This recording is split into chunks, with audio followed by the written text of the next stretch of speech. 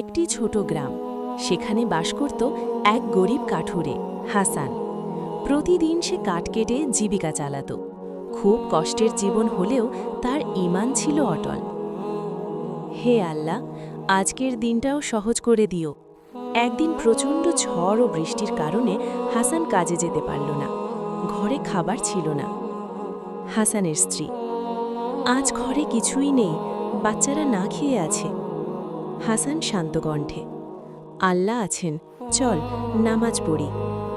হাসান নামাজ পড়ে দোয়া করে, হে আল্লাহ, তুমি আমাদের রিজিকের ব্যবস্থা করো। এই টোকা ভ্রমণকারী: আসসালামু আলাইকুম, আমি পথ হারিয়েছি, একটু পানি আর আশ্রয় চাই। ওয়ালাইকুম আসসালাম, আসুন, যা আছে তাই নিয়ে নিন। হাসান নিজের সামান্য খাবার ও পানি দেয়। আল্লাহ আপনাকে উত্তম প্রতিদান দিন। সকাল, ভ্রমণকারী বিদায় নেওয়ার সময় একটি থলি দেয়। আপনার দয়ার প্রতিদান হিসেবে এটা রাখুন। হাসান থলি খুলে স্বর্ণমুদ্রা দেখে অবাক। আলহামদুলিল্লাহ, আল্লাহ সত্যিই আমাদের সাহায্য করেছেন।